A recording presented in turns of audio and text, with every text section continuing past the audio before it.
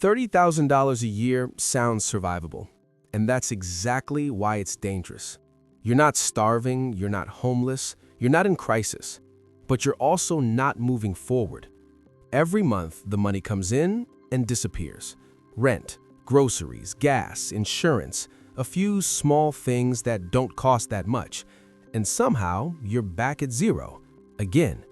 Here's the thing, survival mode doesn't feel like failure. It feels temporary. It feels like once I get a little raise, I'll finally breathe. But years pass. You're working harder, you're more experienced, you're more tired, and your bank account looks almost exactly the same. This isn't about laziness, it's not about discipline, and it's not even just about income. There's a structural trap built into $30,000 a year.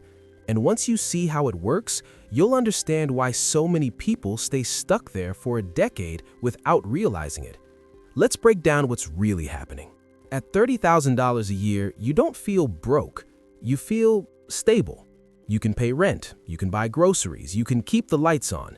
From the outside, it looks like adulthood is handled. But here's the thing, stability and progress are not the same thing.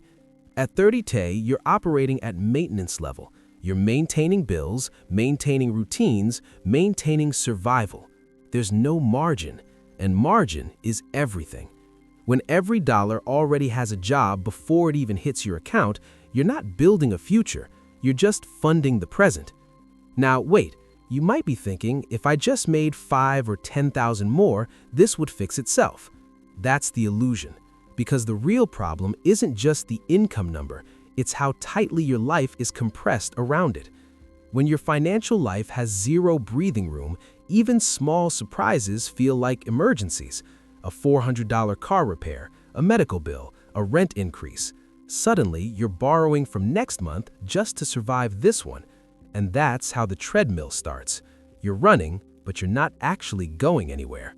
So let's stop talking feelings for a second. Let's do the math. $30,000 a year. Sounds decent, until you strip it down. Let's do the math. After federal taxes, state taxes, and payroll taxes, you're not taking home $30K. You're probably closer to $24,000. In some states, even less. That's about $2,000 a month. Now watch how fast that disappears. Rent? Even modest rent in many cities is $900 to $1,200. Let's stay conservative and say $1,000. You're at $1,000 left. Utilities and internet? $200. Now you're at $800. Car payment or transportation? $300. $500 left. Insurance? Health, car, basic coverage? Another $200. $300 left. Groceries? Even basic food is $300 a month. And just like that, you're at zero. We haven't included eating out. We haven't included subscriptions. We haven't included savings. We haven't included debt payments. We haven't included anything fun. This is where it gets ugly, because the problem isn't overspending, it's compression. Your entire life is financially compressed into survival. There's no investment line item, no emergency buffer, no wealth-building margin. One unexpected expense doesn't just hurt, it breaks the system.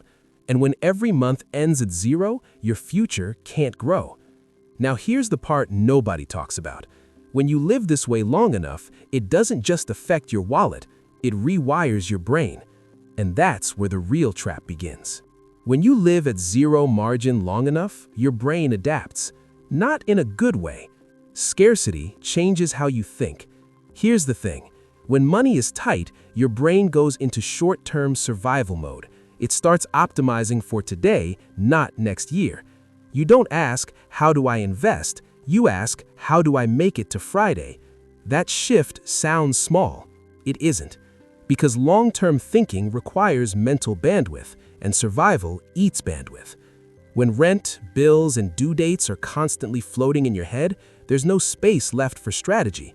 You delay learning new skills. You postpone applying for better jobs. You avoid looking at your finances because it feels heavy.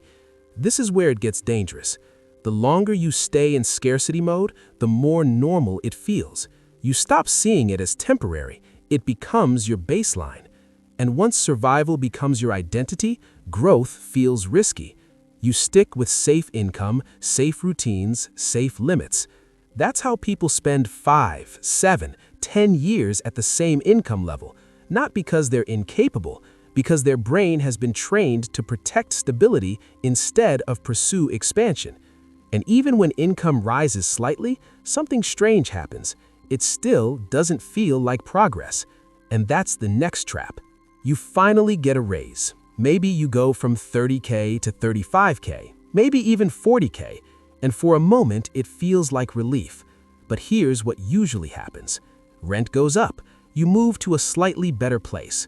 Your car gets upgraded. You eat out a little more. Nothing crazy, just small quality of life improvements. Individually, they seem harmless. Collectively, they erase your margin. This is the lifestyle ceiling trap. At lower incomes, your expenses expand to meet survival. At slightly higher incomes, they expand to meet comfort. And comfort feels earned. You worked hard. You deserve a nicer apartment, a newer phone, a few conveniences. But here's the thing. When your fixed costs rise, your flexibility dies. Now you need that income just to maintain your new normal. So instead of building wealth, you've built a more expensive version of survival. This is why small raises rarely create freedom. They create upgraded cages. And because the improvements feel good, you don't see the trap forming until something shakes it. A job loss, a medical issue, an economic slowdown, and suddenly the upgraded life collapses just as fast as the old one. So how do you actually break out? Because it's not about grinding harder, it's about changing the structure. Escaping the 30K survival trap isn't about motivation, it's about margin. Here's the rule most people miss. Income matters, but margin matters more. If you make 30K and spend 29K, you're stuck. If you make 40K and spend 39K, nothing changes. The breakthrough isn't the number, it's the gap. So step 1 isn't make more money, it's lower the floor. Cut fixed costs before you chase raises. Cheaper housing, roommates, lower car payment, kill the subscriptions you forgot about. Painful, yes. Temporary, also yes. Every $300 you remove from fixed expenses is $300 of breathing room forever. Now, step 2, increase income through skill, not overtime. Overtime burns you out. Skill upgrades scale you up. Certifications, trade skills, digital skills, negotiation ability, anything that increases your market value instead of your hours.